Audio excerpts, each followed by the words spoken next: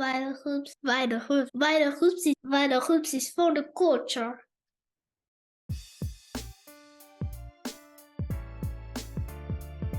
Peace, Jumbo. Welcome to the Vital Hoops Podcast. My name is Fernando Cardenas, aka International XB. I am your host. This is episode number 61.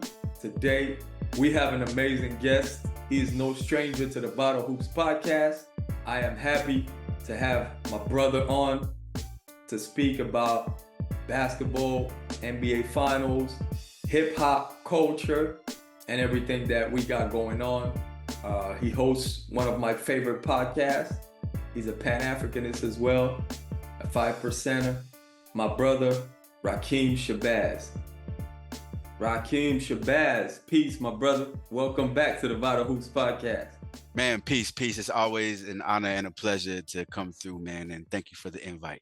No doubt, man. It's an honor to have you back. You know what I mean?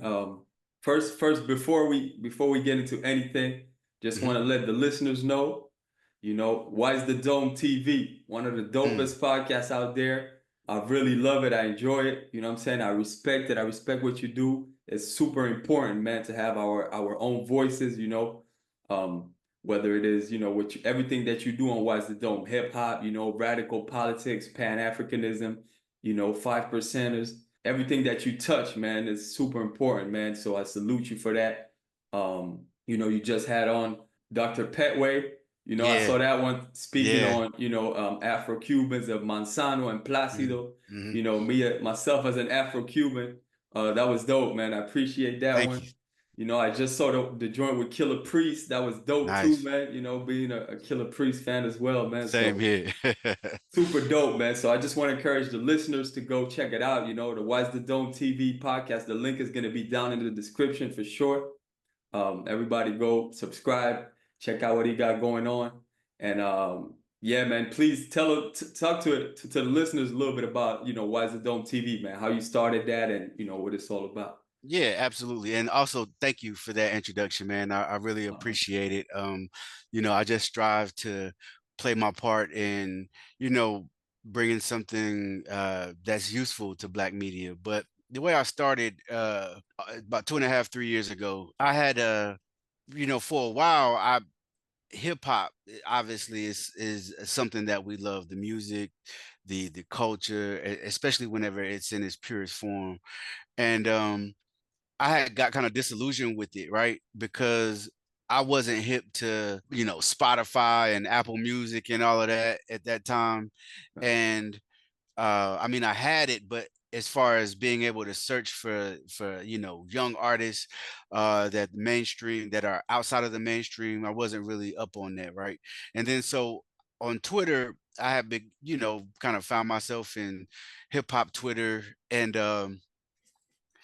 I started meeting all of these like dope MCs, right, that were independent, and that the Vlads of the world aren't, interviewing. And these are people that really MC, people that love the art form, people that love making music.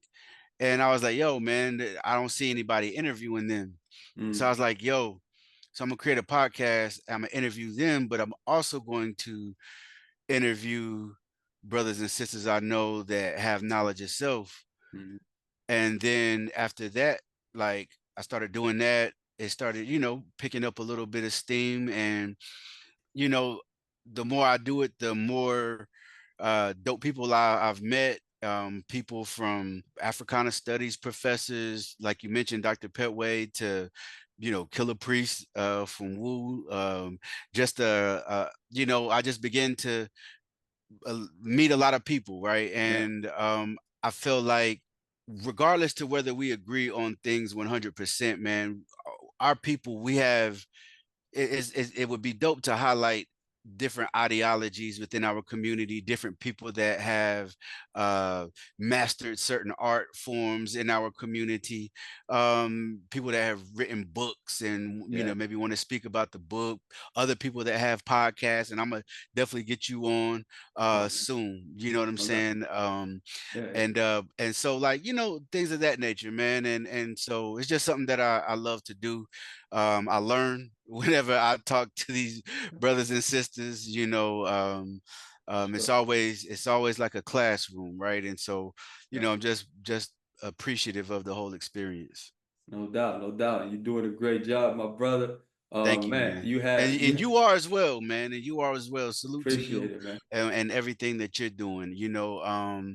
Like I said, we are not confined to just one geographic location. We are Yeah. African people.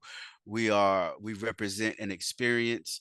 We have different expressions of that experience, and it's a beautiful thing when they are able to come together. You know what I'm saying? No doubt, man. Yeah, yeah, it's important. It's important to have our own voices and to, share our platforms. I know you had the great brother Kalanji on there. Yeah, yeah, Shout out to Kalanji.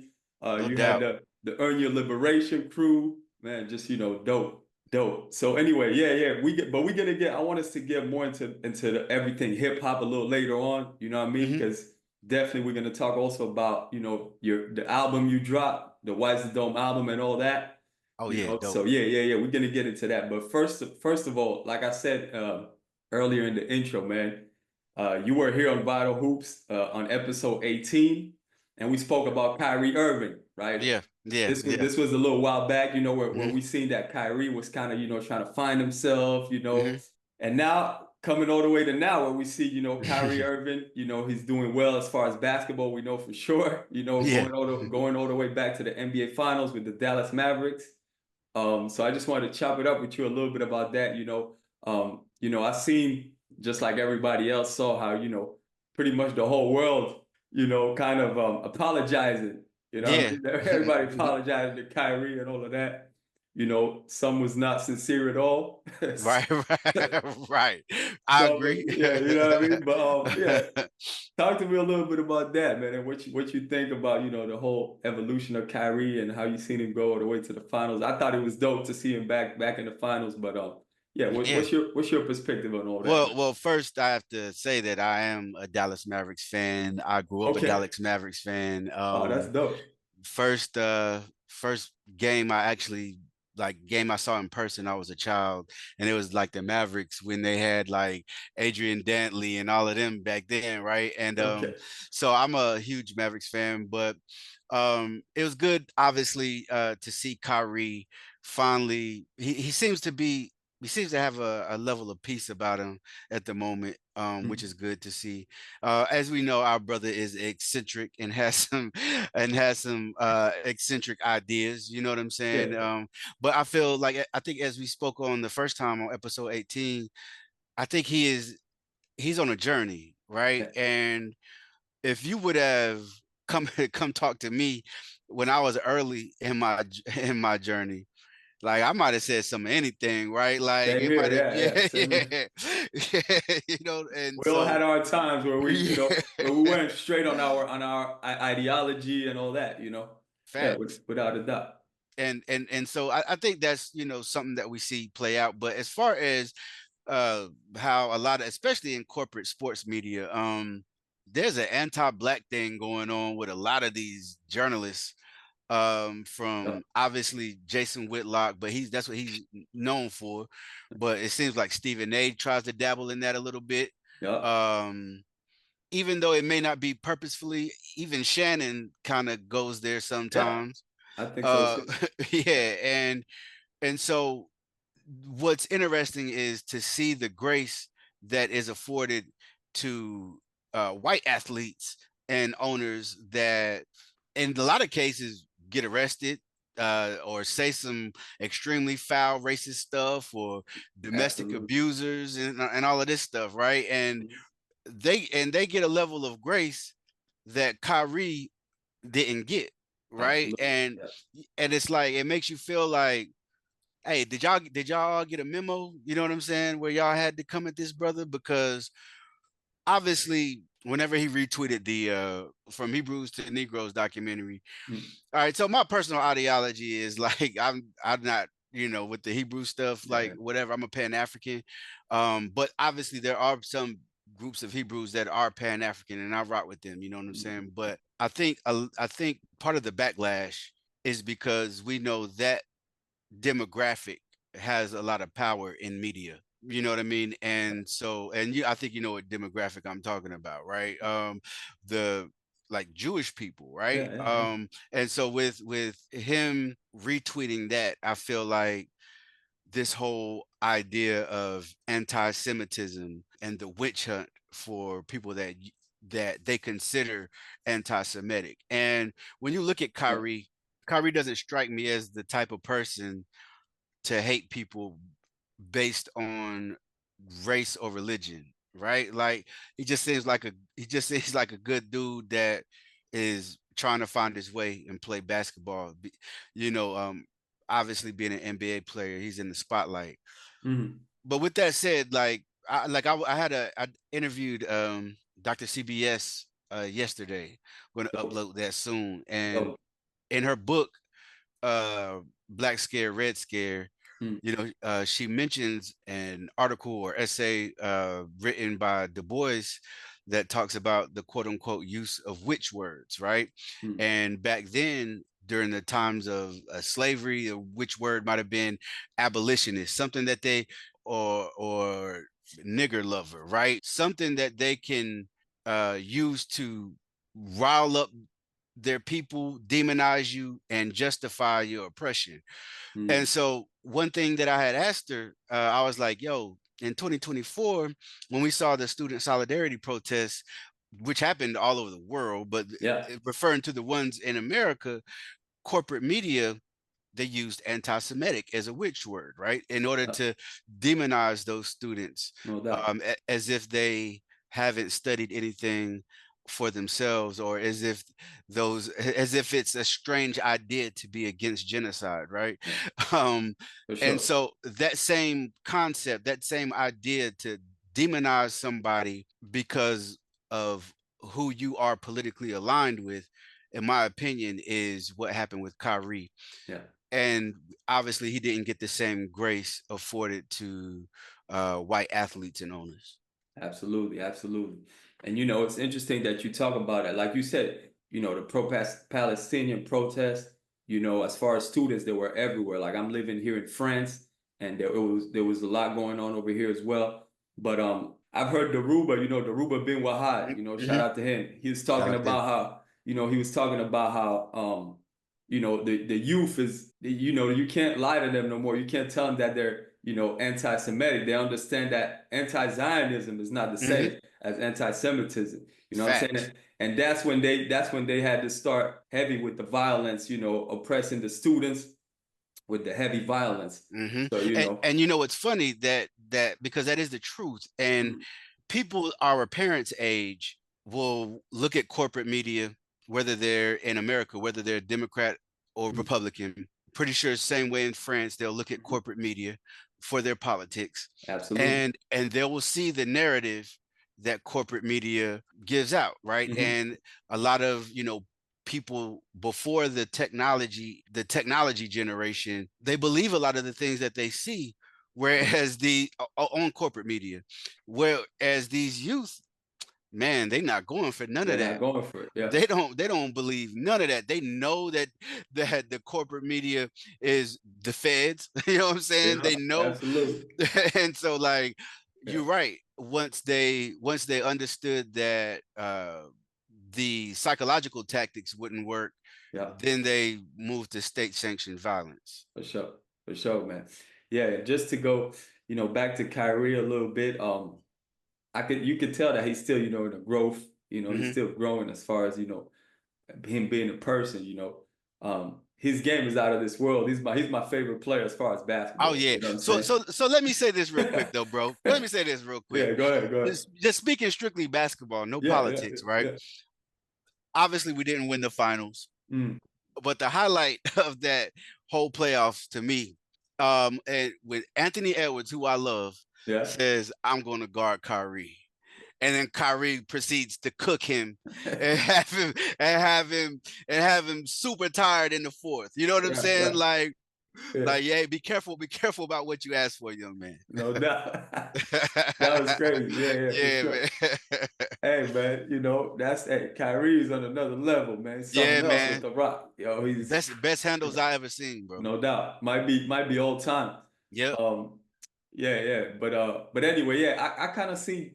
I sometimes when I look at his story, on IG, I follow him. I look at his story. Sometimes he be dropping some radical shit. You know what I mean? Yeah. Some radical, political, radical stuff. Yeah. But I feel like I could kind of tell that he kind of the side that he brings out, that he speaks on. He chose to take it on a more spiritual side. Yeah. Also because obviously if he comes out with a pure radical political, Exactly. he's not gonna last in the NBA. We all know what happened to Craig Hodges. We know what happened to Mahmoud, Abdul Rauf. So obviously if he's trying to play ball, he can't just come out with the radical ideas. Just and if I recall though, he has spoken out about the genocide in Palestine. Did he wear a shirt? Yeah, or he definitely rocked. He rocked the keffiyeh thing. Yeah, he rocked the keffiyeh. He also had a chain on with Palestine on it. Right. You know what I'm saying? So he's we already supporting. know. We know. Yeah. Yeah. He, and like you said, he understands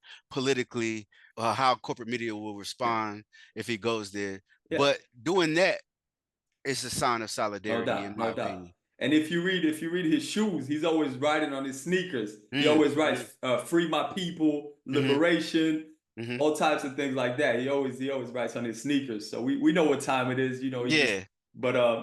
So big up to Kyrie Irving, man. But the NBA Finals, man. I was definitely rooting for the Mavs, man, in the finals. Man, Me too, man. it was tough to see him go out. Especially the Boston, man. Golly, man. man. I'm not gonna lie. I'm a New York Knicks fan, man. I already know. Boston. I hate Boston. Me too, bro. I don't want Boston to win shit, man. But with that being said, still, respect to Jalen Brunson. Absolutely. Absolutely. I didn't know dude was a genius, man. I didn't know dude was an intellectual like that until they started running those stories before the finals. I was like, wow. Yeah, and some shit that tripped me out was, I don't know if you saw it, but he talked about how a couple owners said that he was too smart.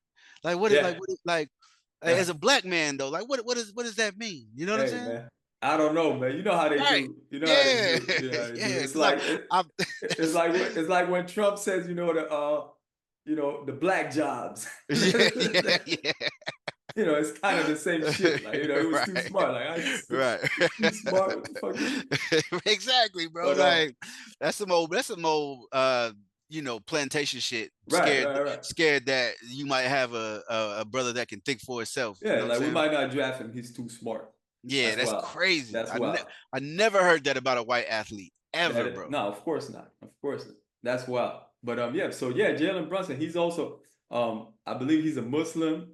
He's vegan as well. Yeah, So the brother is, Yeah, he's on it. He's connected. It, he's connected.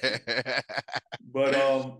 But he's close to Kyrie, I believe. They're good friends, I think. Yeah, I think they're I can see that. Yeah, no doubt. But so what do you think, you being a Mavs fan, what do you think about the new squad, man? Man, with Clay? Added Clay. So Quentin Grimes. That's not a bad look too. I like that. I just wonder what Clay we're getting. Obviously he didn't, age is something that none of us can defeat. You know what I'm saying? But even a Clay that may have lost a step, right, can still be very, very good. Yeah. Especially, when his shot is on point, bursts of energy where he can do his thing on defense. Yeah. I think that's a great look for the Mavericks. Sure. I think, he's not he's not a ball dominant person. You know what I mean?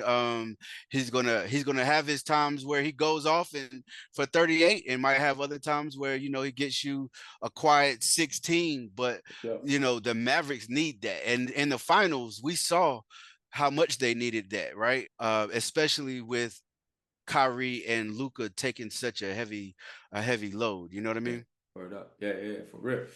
Yeah, man. I think you know what? I think it's gonna be a good look. I think Clay, with some new threads, man, he's gonna be renewed, man. He's gonna feel, Rejuvenated, right? Yeah, rejuvenated for sure. He's gonna be feeling good. It was time. It was time for them to break up. It was time for that big three to break yeah, up. And I think he's gonna be feeling good. And he's gonna spread the floor like crazy for them. yeah, Like, think about it. It's gonna be wild because yeah. nobody can hold Luka or Kyrie already, Right, and now right. they have to worry about if they kick out. Yeah, that's tough. It's a Ooh, that's splash. tough. It's a Yeah, splash, that's bro. tough. Just waiting. It's a splash, bro. Just waiting. So it's gonna be crazy. He might And have a then chip. He might have a chip on his shoulder too, yeah, man. I think he does. I think he does. And then you got Lively, who's gonna keep getting better, man. He's young. You gotta Absolutely. remember, they're a young squad. Dallas is really a young squad. And isn't Tyson Chandler working with Lively as well? Yeah, And I've seen that. and he was a key part of our championship, man. For You know what real, I mean? for real. So Yeah, I love that. Yeah. yeah, without a doubt. So I think it's looking good. I don't know. We going back to the finals next year, man. You know what I'm Yeah, saying? I y'all can might. feel it. Yeah, I can feel it. Y'all might. Yeah, no doubt, man. It's looking good, man. God Sham got over there working them boys out. Yeah, man. Yeah, peace to the gods. You know No what I'm saying? doubt. No doubt. Yeah, that's dope. That's dope. One of the obviously best ball handlers, and I mean, got his own signature move. You know what I'm Yeah, saying? That yeah, everybody's still doing to this day, man. for sure, for So sure. yeah, shout out to Yeah, him. yeah. Much respect, man. Yeah, I want to touch a little bit on my squad too, man. The Knicks. I don't know if did you watch a little bit of the Eastern Conference in the playoffs, man? What the Knicks Uh, did, man? I didn't watch it as much as I watched Not the too much. West. Yeah. Yeah, but y'all were out. Y'all were without Randall in the playoffs, right? Yeah, he was hurt, man. He was hurt, and we had a couple injuries that came late, man. Mitchell got hurt too, Yeah. Man, y'all and had a that lot of was tough. injuries. Yeah, People. So I'm gonna ask you, man, because yeah, I'm an interviewer too, man. yeah. So they said Thibs, right, was running y'all players into the ground. Is that the case, or were y'all just super thin and they had to play those type of minutes? I think there's a little bit of both. It's a little Mm, bit of both. I think mm, Tibbs is an old school coach. It's true. He mhm. likes to, play. He plays his players a lot. He definitely does that. He did that with his old squad. With Derrick Rose and Joakim Noah and them boys. He used to run them, to the ground. He's kind of an old school coach, like almost like a college basketball coach. Yeah. But at the same time, I think he is a good coach. Mhm. It's just a method that's a little old school. But at the same time, towards the end of the playoffs, he had no choice. Yeah. People are like, yo, he's playing them too many minutes. We had a lot of injuries. You know what I mean? It's the playoffs. It's money time. You got to play your best players. You ain't got no Yeah. choice at that time Yeah. right there. But Time I to think earn your money. yeah, no doubt, man. He had no choice, really. He was missing guys, and but I do think he overplays his players a little bit too much, especially throughout the regular season. Mhm. Throughout the regular season, I think you should try to sit some of the guys a little bit. Jalen Brunson became a superstar, man. He's Yeah. killing. I don't know Right. how many 40-point games he had, but he just carried the squad, man. Without I Julius Randle, he carried the squad. I hate that we got rid of him, man. As a Yeah, Mavs fan. hey, man. I wanted to see in the playoffs what it would look like with Randall and Brunson. You know what I Yeah, mean? I think that could be a deadly combo for y'all in the playoffs, yeah. Well, we got another piece. We got Mikal Bridges now, I which saw is that. good. A good, Hmm. good wing defender, solid player. So, with a healthy Julius Randle, healthy Mitchell, everybody comes back healthy. I think we can make a good run next year. A real good run, Absolutely. to compete. The NBA is better when the Knicks are good, Yeah, I yeah, will say that. You know what I yeah, no mean? doubt. There's so much history involved, Yeah, and especially Knicks in the playoffs. yeah, We might even get to rekindle a Knicks Pacers rivalry. You know what I mean? yeah. I think it's Yeah, on. I think it's yeah, on. I I do think it's too. on I now. do Yeah. too. I think it's on now, man. But yeah, it's intense. I'm happy because this year I was able to, because I'm a Knicks fan like since Patrick Ewing and John Starks, like Mm, old school Knicks fan since I was a yeah, little boy. You know what I mean? And so, you know, the Knicks have been bad for many years. So now this year that they're good, I was finally able to kind of pass on the love to my son. You know what I mean? Yeah, So I dope, thought that was dope, dope. dope. Yeah. My son, he's 8 years old, man. So this year he was watching the playoffs with me. I was like, yo, the Dope. Knicks on. He was like, yo, let's watch it. And so he Yeah. got hyped too. So that was Yeah. dope, man. Yeah, no, that's dope. That's Yeah, dope. yeah, for sure. So yeah, man, let's talk a little bit about what do you think about Bronny, man? Bronny James, you know, coming into the league. You know, I think it's complicated, man. I kind of It's have very mixed feelings. I complicated. have Me mixed too. feelings a little bit. You know what I'm Me saying? Because too. look, first of all, I'm not gonna lie. Yo, listen, if I was Bron and my son was hooping, I probably would have done the same shit. I'm not gonna lie. You know what I'm Right. saying? And if you're Bronny and you really love the game, like what else you gonna do? You're Right. gonna, you know what I'm saying? You want to make it to the league, which either way, you know, Mhm. they're gonna talk. You know Yeah. what I'm saying? Either way, because LeBron's your father. So I think it's kind of more complicated than people think, you know? Mhm. Well, what do you think? Man, yeah, it's very complicated. Because like as a father, right? Yeah, We'll do anything for our children. You know yeah, what I'm saying? And that includes get them a job if you had the ability to do so. Um, I see one of the arguments being made is this idea of nepotism, right?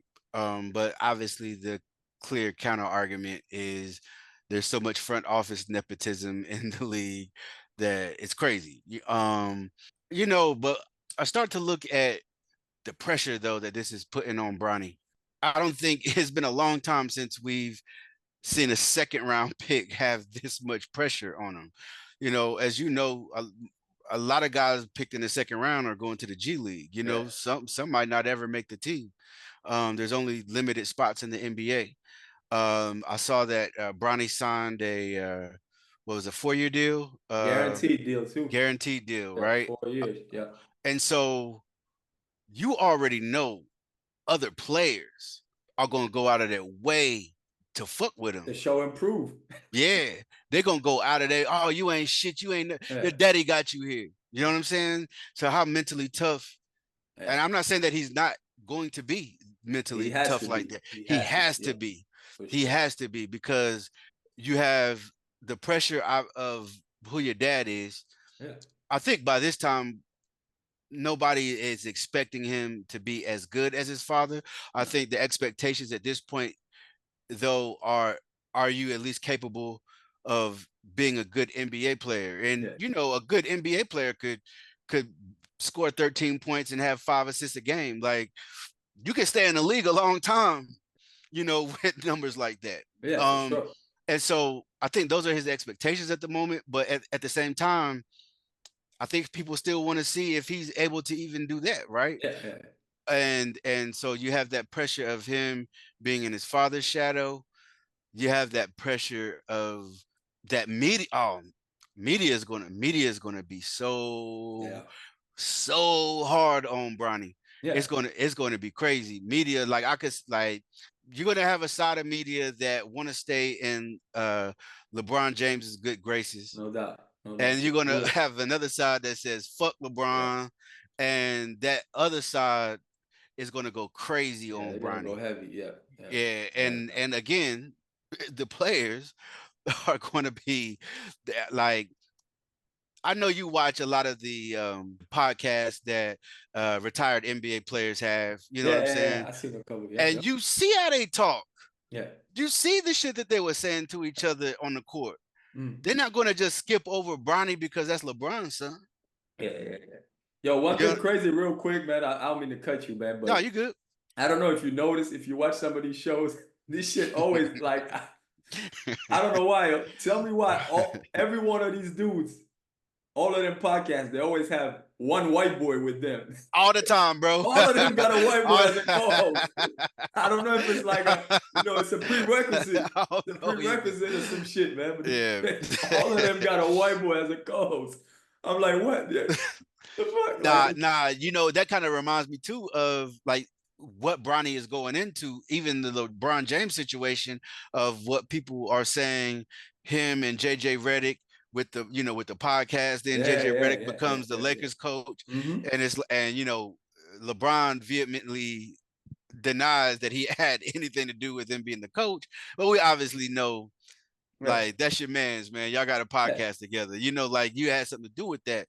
And I think this all adds on to the Lakers actually becoming a circus, man. And I don't always agree with Paul Pierce, you know what I'm saying? But I saw Paul Pierce say, he was like, yo, are they trying to move toward, and he was talking about the addition of JJ Redick and Bronny. Yeah. Are they trying to move toward a championship, or are they trying to move towards circus and entertainment? You know what I'm saying? Yeah, And that's a good point. I can't say these moves look like you're moving toward a championship. Yeah. You know what I'm saying? Yeah. Yeah. But I do want Bronny to shine, man. I mean, Yeah. it is Yeah. what it is, because it's not his fault. He was born into that shit. You know what I'm saying? Like, Exactly. it's kind of like being like it's kind of like being the child of a president or a leader of a nation. A spotlight is going to always be on you, and Always. anytime you slip up, you know what I'm saying? Like, it's going to be somebody there to report it. Yeah. I mean, I hope it's really Bronny doing what he wants to do. You know what I mean? Because he could have also taken another route. Like if he truly loves the game, he could have been like, "Fuck it, I'm gonna go overseas." It's some great leagues overseas. Real Absolutely. top high level leagues. He could have went over there, have a career over there. That paid pretty good too. That paid good. And he would have had a little bit less pressure. He's still gonna have pressure because he's playing basketball and he's LeBron's son, but he would have had a lot less pressure. But then again, looking at it like from LeBron's perspective, of course, who wouldn't love to play, in the NBA with their son? That's a crazy dream. You know what I'm saying? On the same squad. That's super dope. I understand that, from LeBron. But yeah, I mean, it's I don't know. tough. I think Bryce is the one that everybody got to keep their eye on. Yeah, I think Bryce got some game. Yeah. And he's got the height like his father. You know what I'm saying? I think that's the one that's not going to need any help getting drafted. You know what I'm saying? Yeah, no doubt. Yeah. I see Melo's son is killing too. Yeah, Carmelo Anthony. Trevor Ariza's son, True. Gilbert Arenas' son is hooping, and so obviously with having the last name Ariza, having the last name Anthony, their sons are going to get the benefit of the doubt too. You know what I mean? Yeah. But I mean, I kind of understand it, because like if we're looking at like second round picks, right? Again, they don't always make the team anyway. You know what I'm saying? I think a lot of people, one argument that I've seen against Bronny is like, nepotism takes jobs away from qualified people. And obviously that is true. Yeah. But at the same time, if you look at the points per game for a lot of those kids that were drafted in the second round, they were drafted purely off of potential as well. Yeah, true. And whenever we're looking at potential, if we just look at genetics, okay, that's LeBron James' son. Absolutely, I mean, somebody's gonna roll the dice on him. Yeah. And the only reason I think he might not have went further is because Clutch Sports put out that thing that said if anybody outside the Lakers and the Phoenix Suns draft Bronny, he's going overseas. Yeah, he might have went earlier. You're right. I think just him being LeBron James' son and what potential he has being LeBron James' son, I think to be honest, I think he would have got drafted anyway. At worst, he would have got signed as a free agent. And it's not only potential, it's also that, teams understand they're gonna have a spotlight on them. And they make more money that way. They just make more money. And there's another aspect also that, it's not just genetics, it's also that, teams are also gonna be like, okay, he's so and so's kid and they're professionals. So he's got a better chance of knowing how to be professional, even though, he might not be the greatest player, but, if he's LeBron's son or Melo's son or whoever, I'm sure they pops taught them, what it's like to be a professional. So they probably will have the work ethic. They'll probably know how to handle certain things. Absolutely. So, let's be honest. That's also, that's also that's also a real aspect to consider. And also, he was coming off of a season in USC where he had like some heart issues and had to be out, True. Let's just give him some time, time will tell, but it's going to be a lot of pressure. And I do think this certain side of media is going to be, they're going to be on. Yeah. But like you said, let's wish him the best, man. Hopefully he does good in the league. Absolutely. I do think it's going to be kind of dope if we can see him play together, father. Yeah. That's gonna be Yeah, yeah, I've been hearing a lot of like his his ceiling might be a Drew Holiday type. But even if that's the case, that's Drew damn Holiday's a baller, man. there, yeah, He's a key piece. yeah, Key hell piece to a yeah, championship team, hell man. yeah, man. Drew You know what I'm Holiday's a saying? baller, man. And I also see people there's like, yo, man, if Giannis got his brother on the Milwaukee Bucks, Yeah, then LeBron can have his they son be on. roasting Yeah, Thanasis, man. yeah. I actually just saw Cam and Mace. I don't know if you seen it. No, I ain't see it yet. They walked off the set. They said, I think what's her name? The Stat said something like Thanasis Antetokounmpo is requesting a trade. and they was like, man, I'm out, man. Is he on the Olympic team, by the way, on Greece's Olympic team? Hey, I'm not sure, man, but I wanted to look that up. That's a good segue, man. I wanted to get into that. I wanted to get into that right now. No doubt. That's a good segue. I wanted to talk Olympic basketball, man. First thing I do want to say is, man, the Olympics is fucking shit up. It's here in France, and obviously. Oh, man. Yeah. Obviously, there's what always happens with the Olympics, which is kind of like the World Cup, which is the global warming effects. The carbon footprint is crazy. The carbon footprint is crazy. But other than that, they've displaced now over 5,000 migrants, man. Just displaced them, and you know what that means. They say displaced. Some of them are being, some of them might be deported the fuck out. Some of them might be separated from the other family members. Like, there's some wild shit going on. So that's fucked up, man. But yeah, I hate that because I remember. I mean, every Olympics, every World Cup, as you mentioned, they will damn near use slave labor to get this shit up, man. And this shit is documented. Absolutely, you know what I'm saying? Absolutely do. And then the facilities, a lot of those facilities, they don't use afterwards. They don't even use. Right. It's just it's a waste of money. It's a huge waste, man. It's a huge waste, and it fucks people up, man. It's always some type of gentrification type shit that happens. Absolutely. Yeah, for sure. But as far as basketball, it's 12 teams. So the last 4 teams just finally qualified. So you got overall you got USA, you got France, Australia, Germany, Japan, you got South Sudan. Wow. Yeah, which is they're tall as shit over there. Yeah, that's Lowell Deng's squad. He's the president. Oh, wow. He's the president of South Sudan.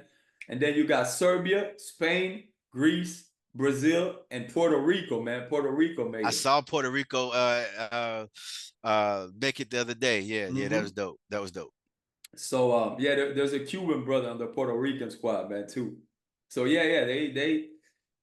it's some real good squads, man. It's some real good squads. It's an international game now, man. No doubt. Gold medals on the men's side aren't always guaranteed for the United States. But they brought out the Goose squad. They brought out the superheroes. They did. The squad is loaded, bro. So who out of those squads outside the US team has the most NBA players? France. It might be France. I know France has the most. France has the most NBA players outside of the US in general in the league. Like in the NBA, it's definitely France. This Olympic team, it might still be France. I think it might be France. Yeah.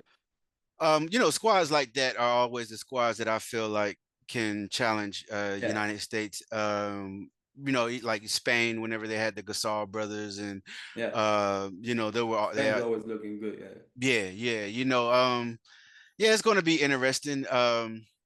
We were actually not to cut you off, but real quick, speaking about Spain, man, we just because it's the Euro soccer. Yeah, I've been watching that too. The soccer championship. And on my group chat, with the comrades, of the organization that I work with, they were talking about how this year.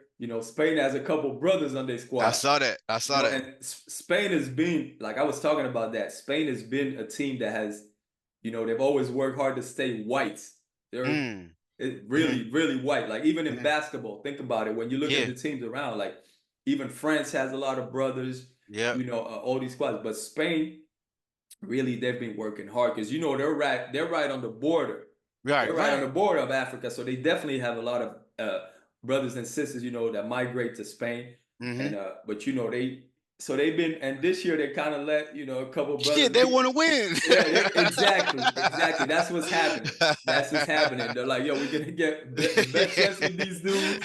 Give them a fucking passport. We're rolling. For real. But that's the thing about international sports, right? Like, first off, like, what would these colonial countries be without the descendants of Africans playing for their squads, right? Absolutely, man. It would be all trash. You know what I'm saying? Absolutely.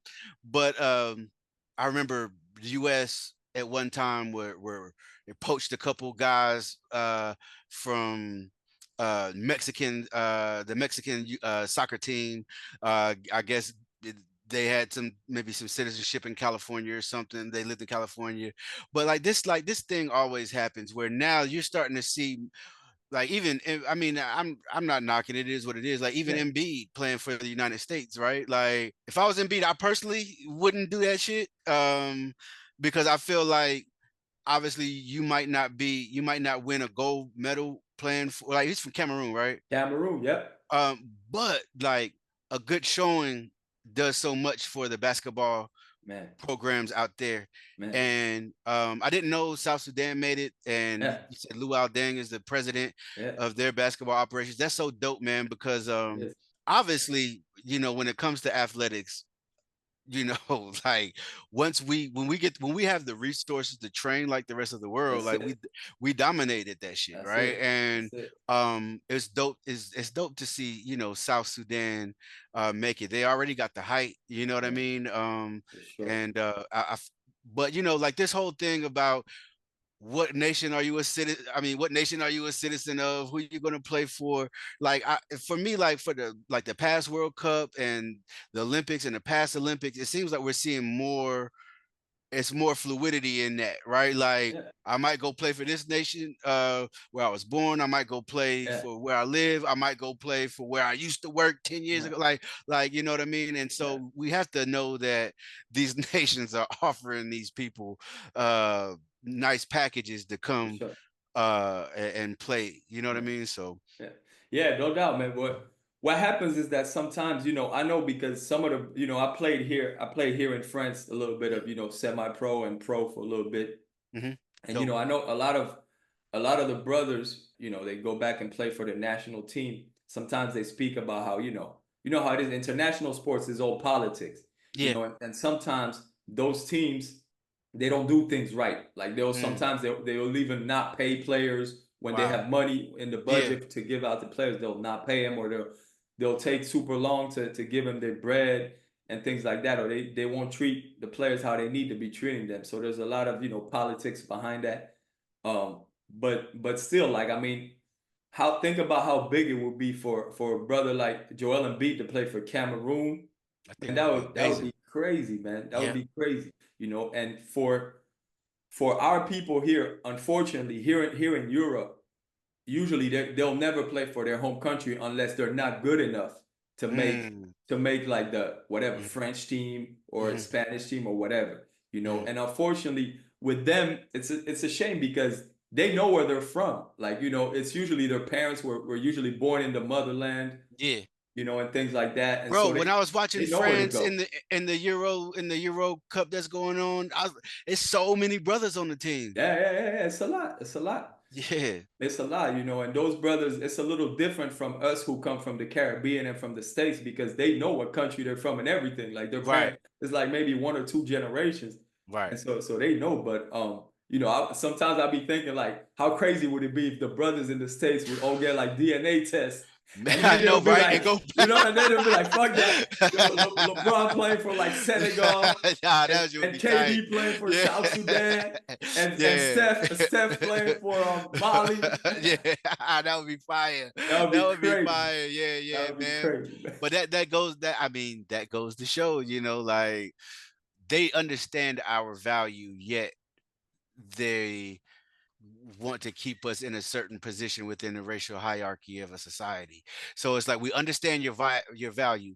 We need you here, but while you're here, we want to keep you in a fixed position. Yeah, of course. You know what I mean? And so, like, it's very interesting. Like, I was I saw a quote the other day, you know, Jesse Owens was like, when I won in 36, I wasn't invited to shake Hitler's hand, but I also wasn't invited to the White House. You know what I mean? And so the politics is never lost on me about how our brothers and sisters go, you know, and it's not just sports, it's in life as well, but we're talking about sports here, how they go and get their shine on for these colonial nations and live within a system as colonized people. You know what I mean? Like of course. it's a crazy mind fuck, you And know? sports is super political. Like they'll wrap themselves up in the flag and everything Oh when they yeah. win. You know, sing the anthem. They stand up. They're like, Yeah. you know, they're going. The athletes are going crazy, man, with that. Yeah, and it's tough to see sometimes. You Yeah. know, I was thinking, you know, I know you watch Diallo as well. You know, and you know how Yeah. Diallo always speaks about how, you know, we out Pope the Pope, we out Muhammad, he said, you know. Yeah, And facts. today I was watching the athletes and I was thinking, we out French the French. We out United States, the United States. You know what That's I a mean? fact, bro. Them That's dudes a fact. wrapped up in the flag like Yeah, crazy, I'm like so you know. proud to do this for my country. Like, Yeah, bro, you West African. Like, you know what I'm saying? You know what I mean? It's But crazy. it is, man. You know, like The you mental gotta side is real, man. absolutely. And You know.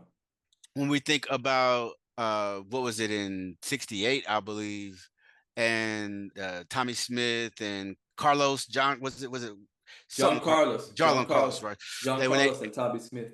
yep, and so when they gave the Black Fist, man, that was such a powerful statement, right?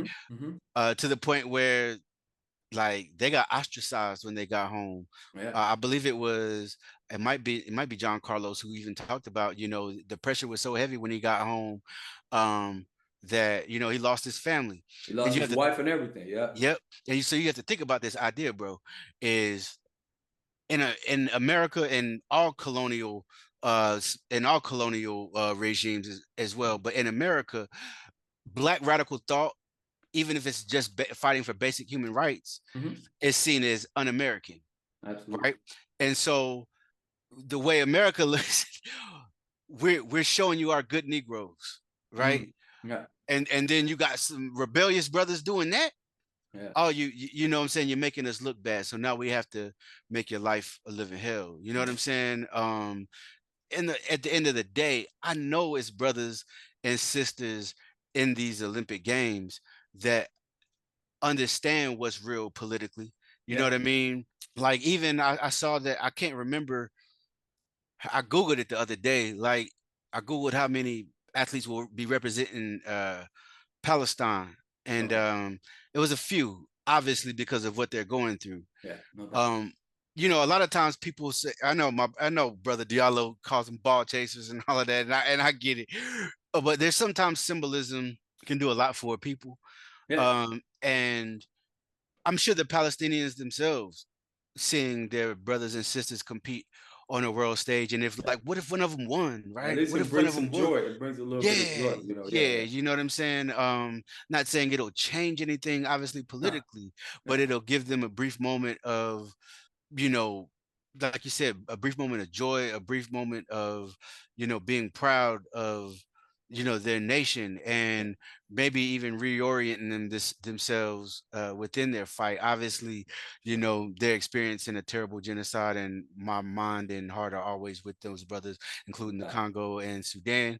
You know what I'm saying? And that's not to marginalize or minimize any of that, but sometimes, like I've been saying, like the symbolism in sports can do a lot for the people. It's just like the idea of, in America, during the time of, like, you know, Joe Louis to Muhammad Ali, the heavyweight champion of the world was seen as the baddest man on the world. And when Black folks had you know, Joe Louis and Muhammad Ali, and even going into the I mean, obviously Jack Johnson, you know what I'm saying, in the beginning, right? But that said a lot politically, and it gave Black folks a sense of pride. And so there are instances, and I'm pretty sure. Imagine, because I don't know how the televised shit was like back then, right? But imagine watching the Olympics in '68 and seeing Tommy Smith and John Carlos with the black glove raising their fist. Imagine, especially going through what we was going through back What then. Rakeem was going through. Yeah. Imagine that, you know what I'm saying? Like, Yeah. if it was That's televised deep. the way things are televised now, because imagine Sha'Carri Richardson and Sharika get 1 and 2 in the 100, and they both got up and did the black fist, had their nation flag down, did the black, like, you know what I'm saying? Like, everybody, Yeah, the world will stop for a that'd second, be bro. crazy. Yeah. You know what I'm saying? I always be thinking, I how when run with a Pan-African flag when I yeah, that's what I was thinking. You know how when they win the NBA championships, Yeah, when they win the yeah. NBA championships, like the foreign players, they always pull out their flags, right? Right, I right, always right. been thinking, hoping is someone gonna pull out Full of a RBG flag out here? facts. That would be That'd be crazy. crazy. That would be That'd be wild. crazy. But imagine, imagine like a French runner, sprinter or something, wins like the 200 or 400 or something like that, right? Yeah. All eyes are on them, and they, instead of the French flag, they pull out an RBG flag and they wrap that around them. What do you think? How would French media respond to that? You know what? I don't even. That would be interesting. You know why? Because I don't think they would even want to give the mainstream They like the wouldn't even, significance of that. yeah, They don't want to give the mainstream the significance of that. So right, they might could just try to play it off and not say nothing. right, I right, don't know. right, I don't know how they right. would. I don't know how they would. But yeah, obviously the dude is gonna lose some sponsors. He might. It might All of them, you know what I mean? all the sponsors. Yeah, it might be tough, but this is what I was saying though. Like I told you, we were talking about it in the group chat. I was saying like, look, these dudes are some high level athletes. Mm-hmm. So either way, even if they lose sponsors, they might not even be able to play no more in the country where they live. But they still gonna get a job on some squad somewhere. They're still gonna be able to play ball for a living. Mm-hmm. You know what I'm saying? Mm-hmm. So yeah, I mean it is heavy, but if you really want to do it, You can can do it. You're gonna survive, my brother. yeah, exactly. Survive, Exactly. Before we get off of the Olympics though, I just have to say, Yeah. like, one of my favorite Olympic moments was in '96 when Nigeria won gold medal in soccer. I was like, man, I like, that was big. You know what I'm saying? No doubt. Like, so as far as African nations now, who are the top soccer squads? Cote d'Ivoire or Ghana, like Senegal? Yeah. Yeah. Those are like the best squads, I think. I believe. Yeah. Cote d'Ivoire, Senegal, Ghana. I think Cameroon is pretty good. I think Cameroon is good as well. Yeah, those are the real good squads.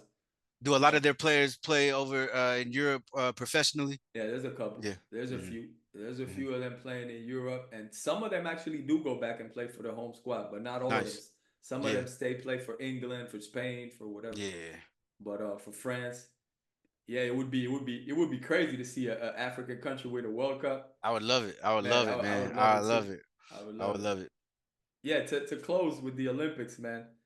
There's a few good squads, but the U.S. is really stacked. I don't think they're gonna lose. I don't think they're gonna lose. But France is looking pretty good. They got Wemby and Gobert inside. That's gonna be tough.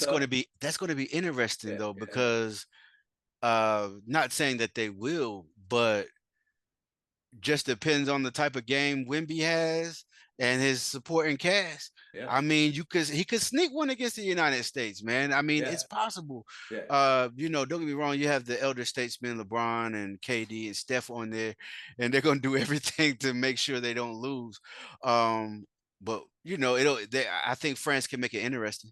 Yeah, for sure. Germany is the reigning world champs. Really, who they got? Yeah. Really, Schroeder is their best player. Oh yeah. But they're good. They got a good overall squad. But they won the last world championship. So here's the thing, though. International basketball, a lot of these squads play year round. They know each other. They know where each other's going to be. They know, you know what I'm saying. They run plays that they've been working on for years.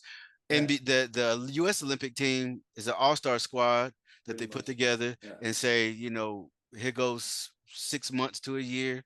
Yeah. You know what I mean? But a lot of these, because I remember that with Spain, right? I remember that a lot with Spain. Like they just had a natural instinct of where everybody was going to be. They knew each other. You know what I'm saying? And I think squads like that can upset the United States True. because True. at the end of the day, it's a team sport. Yeah, because most players, for example, that happens when most players, for example, in the Spanish league is a very good league, right? Mm-hmm. So most players do play in Spain. They play in different. So once in a while they'll get together. I think maybe 2 or 3 times a year they'll actually get the players together and have a couple practices. Nice. You know, so they do that. So yeah, that's why sometimes you feel like the players they know each other a lot better is because yeah they pretty much all play pretty close and they get Yeah. together and work out. But yeah, it's gonna be. I think it's gonna be interesting. It's gonna be some good basketball for sure. You know, Greece is gonna look good with Giannis. Um, Oh yeah. Australia is gonna be good too. Australia is Who gonna. they got? Who they got on this squad? They have Patty Mills, man. Mm. Patty Mills. Patty Mm-hmm. Mills is a killer, man. He's Yeah. underrated. Patty Mills is underrated to me. He's a baller. Um, and yeah, there's gonna be a few good squads, man. We'll see. We'll Yeah. see what happens. It'll be interesting. For sure, for sure. All right, man. Let's get into hip hop. Let's get For into sure. hip hop. Let's do it. First of all, man, your album "Why's the Dome," and Mm-hmm. I believe you also have a single dropping real soon, like July 12th, right? July Absolutely. 12th, you got a single dropping Mm-hmm. with some real dope female MCs. Yep. But "Why's the Dome," man, your album, that thing is fire, man. I bought it. I Thank you. got I it. I mean, appreciate you.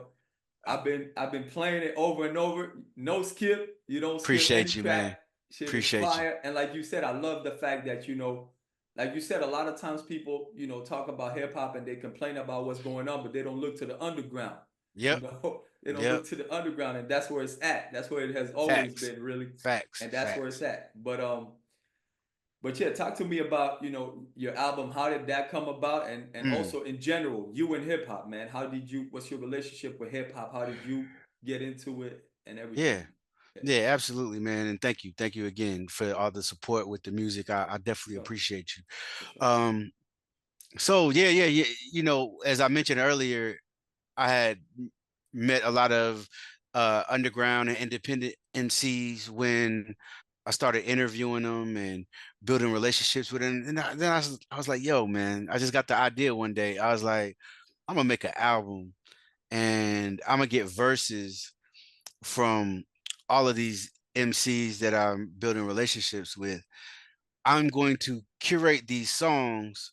They're not even gonna know who's on the song with them, and I'm gonna create a project like that, right? And so it took me about a year and a few months, Mm. but um, Furious Styles is the one who made the beats on every beat on the album. So shout out to him. I definitely appreciate him. And so like I reached out to another producer first, and the stuff that he was sending back just didn't fit the vision of where I wanted to take the album.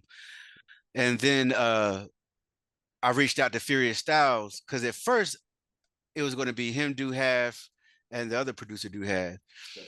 And then I reached out to Furious Styles, and like the first beat pack that he sent me had like the On Trees beat, which is the first song on the album First with track Noah on the top. Flood and Allah Preem.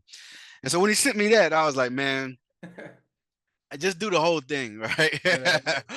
I think that first track might be one of my favorite. That one and no, the one "No Devils in Hell." Oh yeah, I yeah, I think that love might that be my joint. favorite track. That joint's crazy. Appreciate it, man. And so like it was dope, man, because not only did it build suspense with like the fans, right, but it built suspense with the artists because I ain't let nobody hear it until I dropped it. That's crazy. Yeah. Like so, like I would reach out to one artist, say, okay, I need a hook. This is what the song's going to be about, and then I would tell another artist, this is what the song's about. Here's the beat. Mm. Here's what the song's about. Here's the beat, and they would send it back, and I would put it together. And I'm very happy with how it came out. I think like music, it's always good. Like with you being a podcaster, right? You've created something dope from your own mind, and you've seen it grow and you've had great guests on, and it's something that you built from your mind, right? And so it's like the same with music. To see people appreciate something that you built from your own mind is always a gratifying feeling, right? Yeah. It's that godly feeling, because like we are natural creators, right? And Mm-hmm. staying in that space of creating uh is good for me, right? And I'm a hip hop head. I love hip hop. I loved it from the Yeah. beginning. And you know, like I always had the music bug in me. And so being able to make music, as you can see, like I kind of make it like a companion to the podcast. Yeah. Yeah. You know what I'm saying? To where it's like they both go together. And that's how I like to keep it. And Sure. the new single, and I'm gonna send you the link Please. for the DistroKid link, but Yeah. It will be down in the description for sure. Yeah. appreciate it. Yeah. And so that the new joint is called Heaven and Hell. The producer's actually from France, Zigzag Beats. Yeah, Okay. yeah, yeah. He's Okay. from France. It has Makiba Mooncycle, dope MC. She was on a lot of the Sons of Man um, from Wu-Tang early music. Yeah. She is considered a Wu-Tang affiliate. Yeah. Najeri Earth is on there. She made her debut on the GZA's third album. Wow. And so she's from Detroit. She was actually Okay. have a brief scene in 8 Mile. Wow. Shout Uh, out Detroit, man. Shout yeah, out shout out Detroit. Detroit, D Mecca. Shout out Yeah. Yeah. Detroit. For sure. And Backwoods Sweetie, who you know is carrying the torch. Yeah. A great MC out of Maryland. And so I had the idea. I was like, yo, man, like, when's the last time we had a posse cut with women MCs that wasn't like that are spitting, right? That it's not the stuff that the mainstream is trying Right.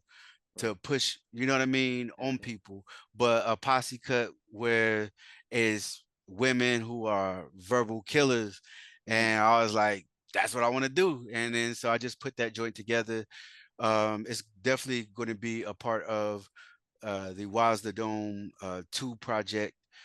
I'm also Nice. working with some Nice. other artists. Shout out to my brother Oasis Spades. I'm working on his album. Is going to be Okay. called Alchemistic. Be on the lookout for that soon. I'll definitely keep you updated with all that. Nice. Matter of fact, we might try to come back, man, whenever it's done, and Sure. have him with me. You know what I'm saying? That'll be dope, man, for sure. Let's do All right. that. No All doubt. right, for sure. Yeah. And No so doubt. yeah, man, I like to create, man. I think that's probably been the biggest joy that I get Mm. from the podcast and from making music is just creating. You know what I'm saying? Yeah. Yeah. I know exactly what you're saying, man, because I don't know if you know, but I'm actually a MC as well, man. Oh, I didn't. Oh, so Yeah. I didn't. So My we got a link. yeah, no doubt. My group is called 340 MS. It's from Cuba. You know what I'm Yeah. saying? My cousin and I, we started it. We've been Nah, building over you the years. gotta send me some. You Yeah, gotta for send me sure. some music. I'm gonna send you some music. Yeah, yeah, yeah. But yeah, Absolutely.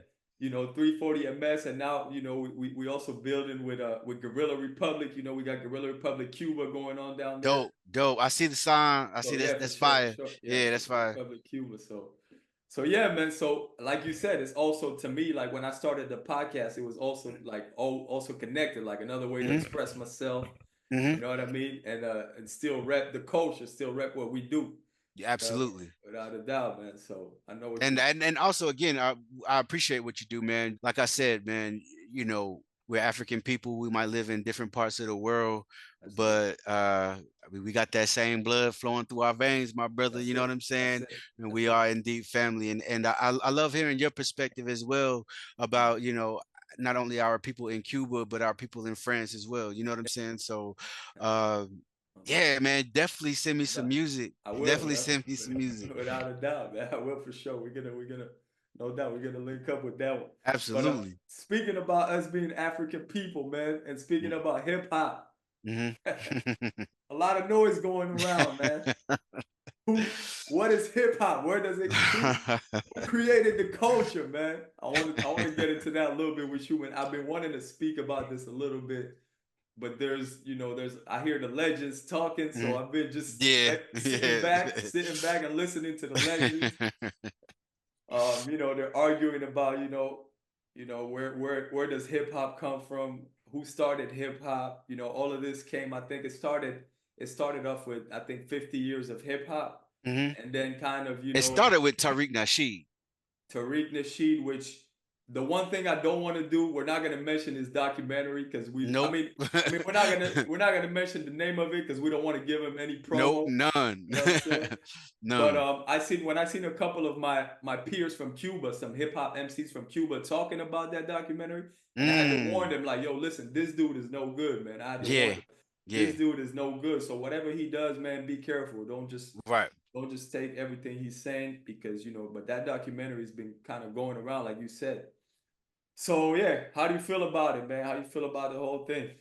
All right. So again, I don't feel like these arguments are being had in good faith, Mm, especially with I feel like it started as another grift from Tariq Nasheed, another way to be divisive against, with African people, yeah. and push his whole FBA ideology. And obviously hip hop is something near and dear to all of our hearts, right? And so Tariq is a master at pulling at people's emotions and appealing to people's emotions. Mm, And what better way to pull at African Americans' emotions than to say, oh, they trying to steal your culture, right? Like it's crazy. First off, we're African people. Our culture is rooted in the same thing, although we have different expressions, whether it might be bamba in Puerto Rico, it might be salsa, it might be, jazz, it might but it's rooted in the same thing. mm-hmm. And in today's day and time, all we've incorporated all those elements, infused them into one in a lot of different cases, right? Yeah, But so I feel like to start, we have to identify why this conversation is being had in this manner, and it's being had because of Tariq Nasheed. And so, as you said, we're not going to name what that documentary is about, the name of it, because we don't want to give it any shine. But it is another grift from him to be divisive against, with African people. All right. So with that said, I've seen a lot of the arguments being different, right? yeah, Because obviously, African Americans are the ones that pushed hip hop to the forefront to the world. But to say that there was no, first off, Kool Herc is Jamaican, right? I believe Grandmaster Flash, what, Barbados ancestry or something like yeah, that. Like the the Puerto Rican graffiti artists, the Puerto Rican b-boys, Charlie Chase, the Cold Crush crew, Cold Crush brothers. I'm sorry. yeah, Uh, the Bronx and all the boroughs yeah.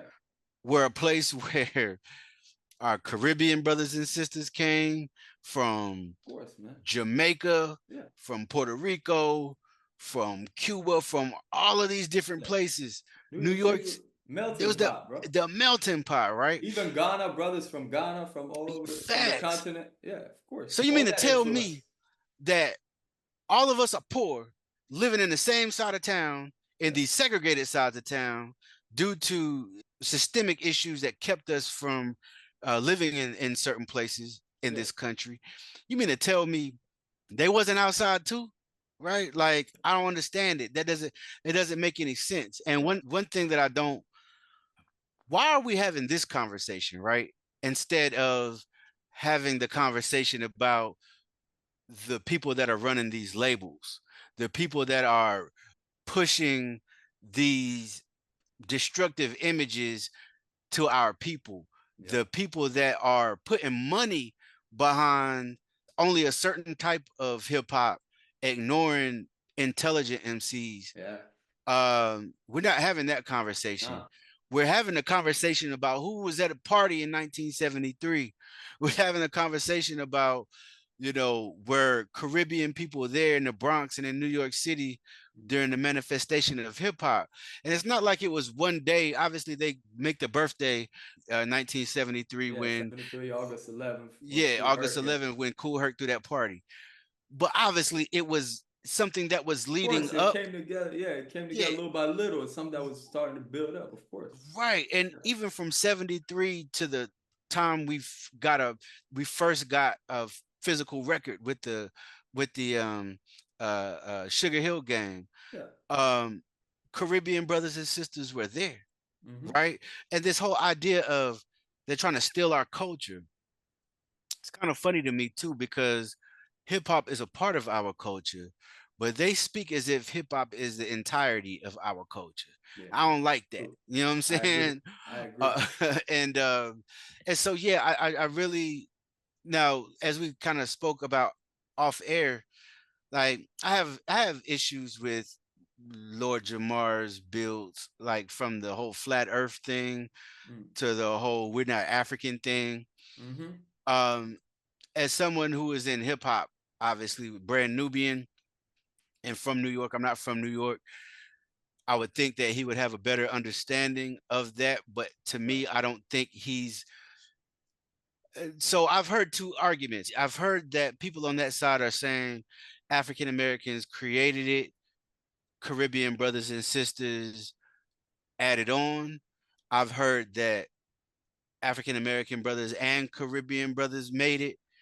But I'm not totally sure what Jamar's argument is, because I'm starting to see it change a little bit. It feels like he's kind of moving it the goalpost Yeah. somewhat. You kind of peeped that too, right? Yeah. I don't know if he's attempting to be more diplomatic, Yeah. but to say that uh, our Caribbean brothers and sisters weren't involved and weren't there, to me it seems crazy, especially when we're talking about Kool Herc and we know Yeah. that he was a Jamaican brother. And so what a lot of things what they'll do is they'll say, well, they'll point to like Pigmeat Markham or something, like rapping in 2000, I mean 1940, Yeah. and they'll say, yo, that's the first rapper, right? Okay, well, if we're gonna go back that far, I can take this back to Africa if you want. Do you want me to do That's that? where I was gonna go with it, man. Yeah, do you want me to do that? Because I could take that back to Africa, Yeah. from the way, Yeah. from the beat, from the drum beat, to us having battles, scoring on each other, which is a purely African thing, Of course. right? That started in Africa. Yeah. Uh how far back you want to go? You know what I'm saying? Because if you're not going to use 1973 as the baseline for who was there, Mm. right? And you want to go back to, back in the day in the 40s, where you see somebody rapping or see somebody doing a crazy dance move that you haven't seen before, then like I said, we can take that back to Africa. Yeah. You know what I'm saying? Yeah. And you won't be happy with that. No doubt. No doubt. Yeah. I agree. Listen, man, this is how I see it, right? Mm-hmm. I mean, to just say that this was only like you said, they kind of want to make it a FBA, ADOS type of thing. To say Yeah. that it was only black people that are strictly descendants of slaves in a certain, Right. you know what I'm saying, from the south of the United States only, that's just factually incorrect, man. Right. Because like you said, there was brothers whose parents came from Jamaica, who came from Puerto Rico, who came from Mm-hmm. different countries in the Caribbean. You know what I'm saying? What I will say is, as a Pan-Africanist, hip hop is African culture, man. It's part of Facts. our culture. Facts. Because most of even if I do think the Puerto Ricans, a lot of them were involved. Most of the Puerto Ricans that were involved were Afro-Puerto Ricans. Absolutely. You know what I'm saying? Not all of them, but most of them. And even the ones that weren't. And even the ones that aren't still have some African ancestry. And whatever, even if they don't, whatever culture they have, part of the culture that they bring into hip hop is African shit that they learned in Puerto Rico. Absolutely. Learned in Puerto Rico. Absolutely. Like you said, whether it's salsa, whatever it is, that's all part of African culture. It's not the colonizers that'll help you come out with salsa or with whatever. You know what I'm saying? Nah. So it is a product of the children of the African diaspora. Therefore, it is Absolutely. African culture. You know what I'm saying? So to fight about whether it's black people from here, black people from there, it's kind of crazy to me. You know what I'm saying? Yeah, Like, and to have this, but to have this thing as if acknowledging that takes away from innovation and from of African Americans is asinine to me, because that doesn't take away from from the expressions that African Americans have been able to of course. create. It's just a part of our entire story, right? Exactly. Exactly. And I think a lot of the pioneers that are involved in that DVD that Tariq put out, I think it's the same with a lot of our elder scholars that are in his other type of DVDs, his pseudo educational DVDs. They need a check, bro. Yeah. They you know what I'm saying? And so they're willing to go with something that they might not 100% agree with or have their words twisted, because as we know, like, being an academic necessarily doesn't pay. And as far as hip hop artists from back in the day, they're the ones that paved the way for artists to make, bread now, but they didn't necessarily receive the type of money that they deserved for what they did. And so anytime and so in a lot of cases, to be able to kind of have somebody to talk to, have somebody interview you, have some light shined on you, get a little bit of bread, he's manipulating people. He's using people for all the wrong reasons. You know what I'm saying? Like, he knows exactly, trust me, he knows exactly what he's doing. Yeah, man, I agree. I think a lot of this goes back to, there's this confusion in the United States that you don't necessarily see in too many other countries, where they mix up, ethnicity with nationality and race. Yeah. You know what I mean? So like how people, how people be like, no, you black, you Puerto Rican, like you can be both. You can be black and Puerto Rican, like, you know what I'm saying? They just mix the whole shit, and then it gets to this. It gets to creating this type of, mixed, you know, understanding of what's going on. But I'll say it like I will say it like my man Marcel P. Black said. Shout out to Marcel P. Black. He came on the show too. He was on the VitalHoopsPodcast. And he is a Pan-Africanist. So when he says this is hip hop is our shit, don't get it twisted. It is our shit. And when he says our shit as a Pan-Africanist, it means people of African descent. Period. Absolutely. You know what I'm saying? So, Absolutely. So that's I think that's where we need to be at with it. And like, I think one of my favorite MCs of all times, man, Wise Intelligent. I don't know if you saw, but he put out a post not too long ago that basically said, I'm kind of paraphrasing, but he basically said that, like, he asked how many of the core elements of the culture were present before 1970. Once you get the answer to that, you will kind of know what the origins of hip hop are and where hip hop is from, and what hip hop is.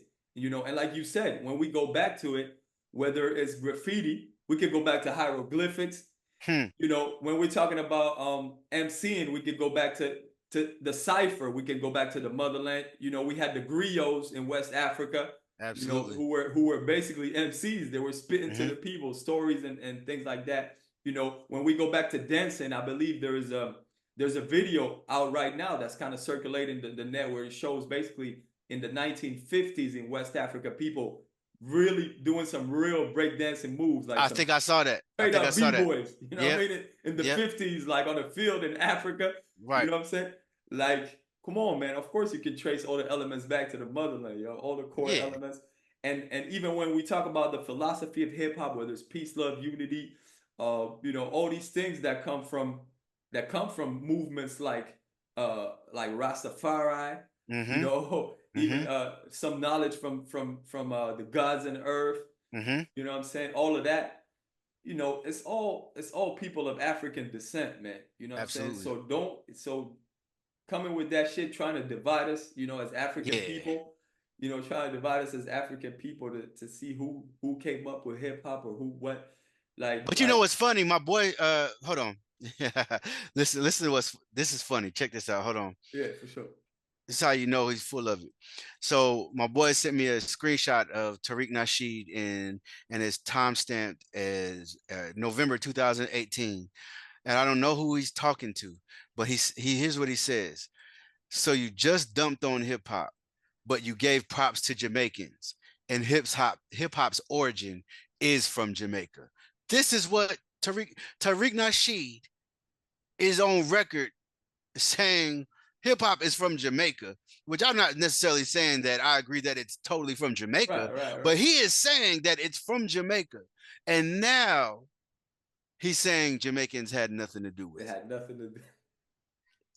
It's a check, man. It's a That's check for wild. that brother. Yeah.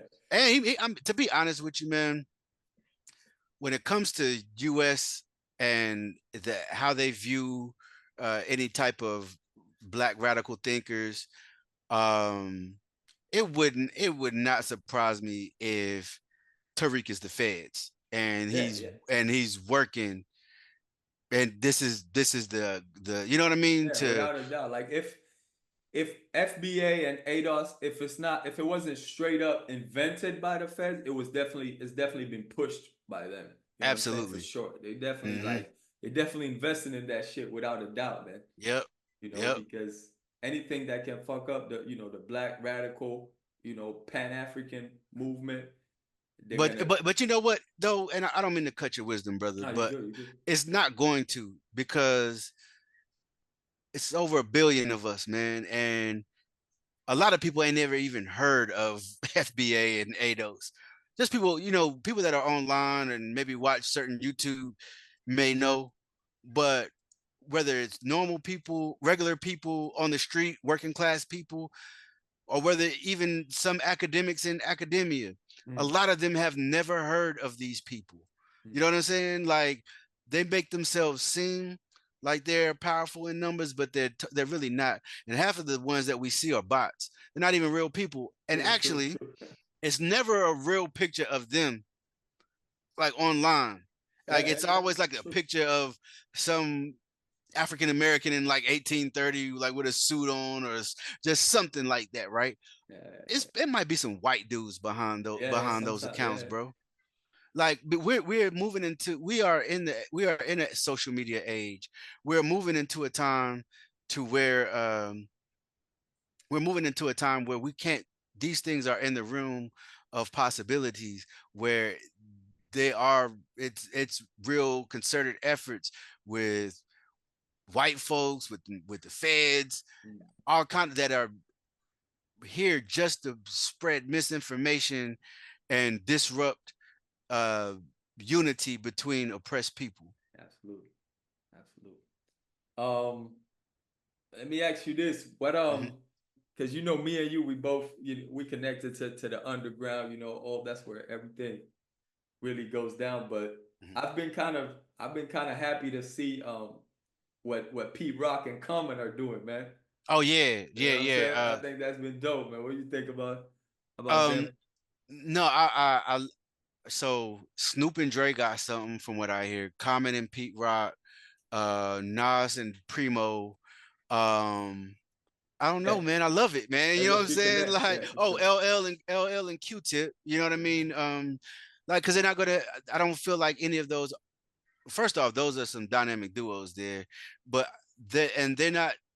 They are comfortable in who they are, where they're not going to be influenced by whatever is quote unquote hot today. They're going to get in there and do what they do, man. And it goes to show, man, hip hop used to be considered a young man's game. Yeah. But it's the old cast is doing their thing right now, man. And it's a beautiful thing to see, man. Like you said, man, it's part of our culture as African people. And it's gonna live forever, man. The real hip hop culture, is here to stay, man. Absolutely. So listen, man, I appreciate you, my brother. I appreciate you taking the time. I'm gonna have down in the description, the link to your pod, your music, so everybody check that out. And let's definitely stay connected, man. We keep building. Oh yeah, we are, man. We're locked in, man. And I definitely want to have you on Wazadome TV as well. And send me some music, man. And so yeah, it's always fun. It's always a pleasure to talk to you, my brother. Appreciate you. Likewise, my brother. Stay up, man. You too. Peace, fam. Peace. All right. Big up, much respect, my brother Rakeem Shabazz. Like I said, make sure you check out the links down there. Support underground hip hop, support real hip hop, support the culture. Definitely check out his podcast as well, Why the Dome TV. And please support our channel, support the Vital Hoops Podcast. We're available on YouTube, Spotify, Apple Podcasts. Brand new episode drops every other Thursday. And please like, share, subscribe, share it with your friends, share it with your enemies. If you like this shirt I'm rocking right here, this is a product of, Panaf Hip Hop, an event for the hip hop culture that we created with the Pan-African League Umoja. You can support us and what we do by copying one of these shirts. The link is down in the description as well. And like I said, we appreciate you. Follow us on Instagram at VitalHoopsPodcast. Vital Hoops is for the people, by the people, for the culture. Uhuru.